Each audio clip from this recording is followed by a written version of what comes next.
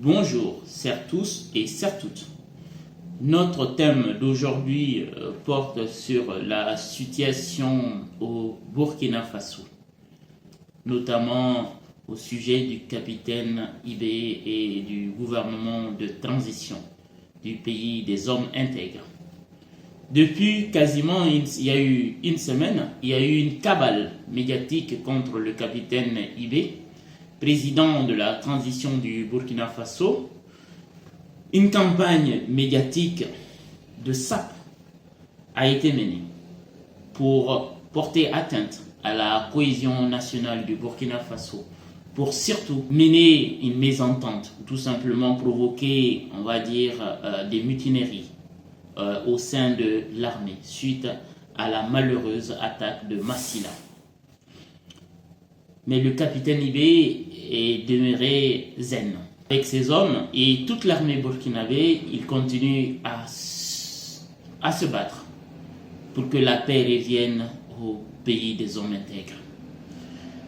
Le capitaine Ibé dérange parce que sa puissante voix fait trembler dans les hauts lieux de pouvoir hexagonaux l'Élysée, la rue Saint-Honoré,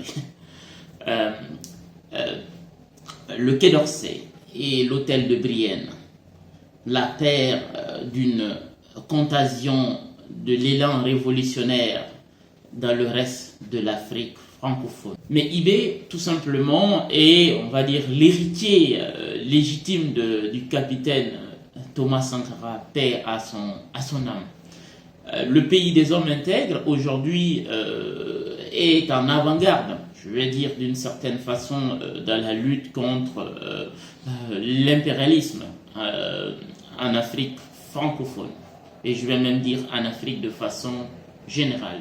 Pourquoi il faut soutenir le capitaine Ibé? C'est la question que beaucoup se posent. Si vous voulez, ces militaires qui ont pris le pouvoir au Mali, au Burkina Faso, au Niger, si vous voulez, à la suite de coups d'État militaires, que l'on peut dire, bien sûr, un coup d'État n'est pas souhaitable, mais les présidents qui étaient là, Ibrahim Boubacar Keïta, un grand ami de la France, je dirais le plus francophile des présidents maliens, le président Roch Christian Marc Kaboré, un très grand francophile, et le président nigérien Youssoufou, puisqu'après Youssoufou, on a eu le président Bazoum est arrivé.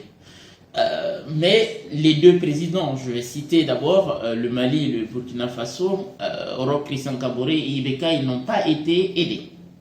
Parce que si vous voulez, ces coups d'État sont intervenus parce que ces présidents, ils avaient du mal à acquérir du matériel militaire, hein, puisque l'Occident a tout simplement, ou les pays occidentaux ont tout simplement refusé de vendre ou de céder du matériel militaire.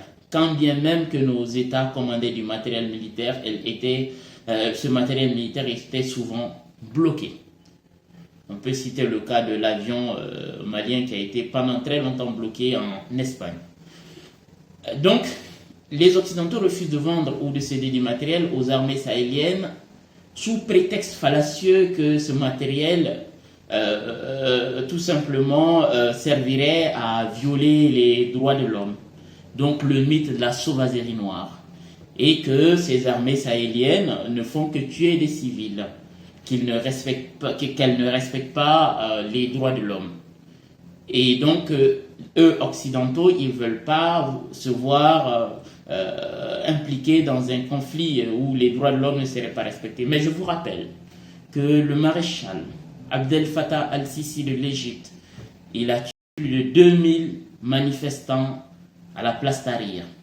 Il est venu à l'Élysée. Il a reçu la Légion d'honneur du main du président Macron. On lui a vendu des armes. Vous regardez l'Égypte. Vous voyez, je viens de parler du cas d'Al-Sisi. Vous regardez les Émirats arabes unis qui est impliqué aujourd'hui dans la guerre au Soudan. C'est du matériel occidental qui se retrouve sur ce champ de bataille. Mais les pays occidentaux continuent à en vendre. Vous voyez l'Arabie Saoudite qui a fait la guerre au Yémen, plus de 150 000 morts, mais les pays occidentaux continuent à vendre de l'armement à ces pays. Pourtant, ce n'est pas des pays démocratiques. Ce n'est pas des pays où les droits de l'homme sont respectés. C'est une raison valable qui nous conduit à soutenir le capitaine Ibrahim Traoré.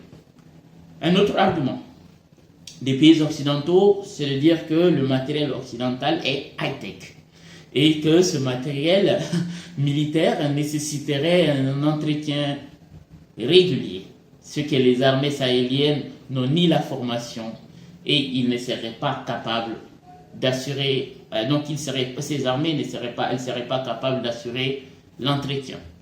Vous voyez que c'est des arguments fallacieux, tout simplement pour ne pas vendre de l'armement à nos pays. Dans ce cas, ils n'ont d'autre choix que de se tourner vers la Russie. Si vous regardez encore, je peux donner un autre exemple qui illustre à merveille que les pays occidentaux, ils sont responsables, je vais dire d'une certaine manière, le chaos au Sahel. Je donne par exemple le fait que pour équiper nos armées, qu'est-ce qu'ils ont fait? Ils ont donné des motos aux armées maliennes, burkinabées, nigériennes, sachant que ces motos, c'est des cercueils, puisque si vous regardez l'armée française, elle a perdu 80% des hommes qui sont morts, c'est parce que le matériel était insuffisamment blindé. Et on donne des motos aux armées sahéliennes en leur demandant de lutter contre le terrorisme dans des zones qui ne sont pas butinées. Les groupes terroristes, ils minent les routes et nous avons perdu beaucoup de nos frères.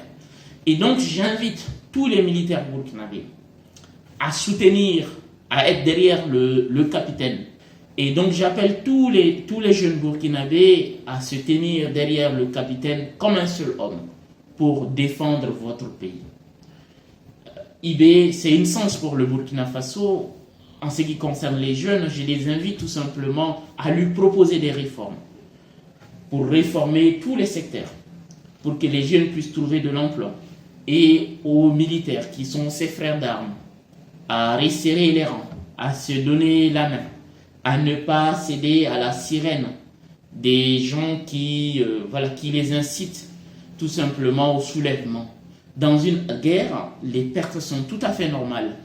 On ne peut pas faire de guerre sans pertes. Il faut regarder le bilan américain en Afghanistan. Pourtant, ils étaient doutés de beaucoup de moyens militaires. Ils ont perdu des milliers de soldats. Je vais dire, les forces occidentales, ils étaient obligés de même partir. Donc, même s'ils étaient là pour nous aider, peut-être qu'ils allaient aussi, nous, Sahéliens, nous abandonner en plein vol. Souvenez-vous de ce qui s'est passé en Afghanistan au moment du départ des soldats américains. Vous avez vu la détresse de beaucoup d'Afghans qui les soutenaient, qui ont cru en eux. Vous avez vu comment ils ont été abandonnés comme des malpropres. Parfois, ces Afghans, ils viennent en Europe, des interprètes, des armes qui ont servi dans les armées occidentales en tant qu'interprètes.